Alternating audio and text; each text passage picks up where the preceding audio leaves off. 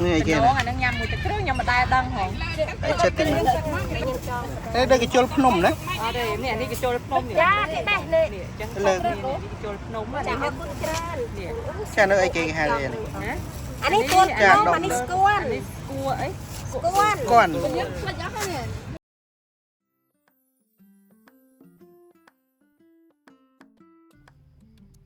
បាទជំរាបសួរបងប្អូនជួបគ្នាសាជាថ្មីនៅទឹកដីអង្គរអញ្ចឹងចុងសប្តាហ៍នេះខ្ញុំចង់បង្វែរអារម្មណ៍បងប្អូនទៅទស្សនានៅផ្សារសប្តាហ៍មួយកន្លែងនៅក្នុងក្រុងសៀមរាបបាទផ្សារនេះគឺមានលក់ពោពេញទៅដោយអាហារសុវត្ថិភាពបន្លែសុវត្ថិភាពនិងគេហៅថាបន្លែធម្មជាតិមានខ្លះៗដែរដូចខ្ញុំបានបង្ហាញនៅដើមវីដេអូមិញអញ្ចឹងគឺអ៊ំស្រីគាត់បេះយកមកពីវាលស្រែមានបញ្ចូលភ្នំមានស្គន់មានក្តាមមានខ្យងអូច្រើនណាស់មានស្ដៅមានអីអញ្ចឹងខ្ញុំអត់សូវស្គាល់ទេស្គន់ហ្នឹងស្រួលគ្នាស្អីគេហ្នឹងស្អីគេអញ្ចឹងអ្នកលោកបានប្រាប់ថាអាហ្នឹងថាស្គន់វាដូចតែបញ្ចូលភ្នំដែរទេគេប្រើវាសម្រាប់ធ្វើលក់បាទតែគ្រឿងប្រហុកនិងលក់ផ្សេងអញ្ចឹងណាបាទអញ្ចឹងផ្សារចុងសប្តាហ៍នេះសម្បូរទៅដោយបន្លែគេហៅថាបន្លែសុវត្ថិភាពបងប្អូនអញ្ចឹងបើចុងសប្តាហ៍អត់ដឹងទៅណាកាន់កត្រកមួយទៅផ្សារចុងសប្តាហ៍ទាំងអស់គ្នាអញ្ចឹងចង់ដឹងថាផ្សារចុងសប្តាហ៍មានលក់អីខ្លះសូមទៅទស្សនាវីដេអូទាំងអស់គ្នា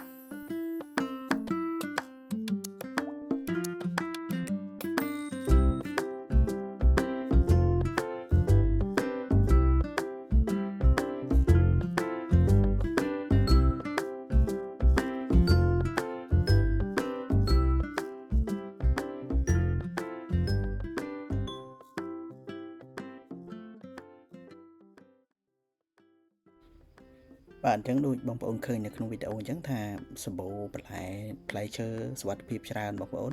អញ្ចឹងទីតាំងនៅផ្សារហ្នឹងគឺនៅខាងជើងព្រះរាជដំណាក់របស់ព្រះមហាក្សត្រហើយនៅលើសួនច្បារមួយកន្លែងហ្នឹងហើយអ្នកសៀមរាបគឺគាត់ស្គាល់ច្បាស់ហើយប៉ុន្តែបងប្អូនដែលទៅពីតាមខេត្តអាចទៅរកបានណានៅទីតាំងនៅនឹងសួនកន្លែងហ្នឹងគេហៅ stop អីទេបងប្អូនអ្នកសៀមរាបជួយខមមិនផងខ្ញុំអត់ចាំទេបាទហើយទៅដល់ឃើញគឺមានស្តង់លក់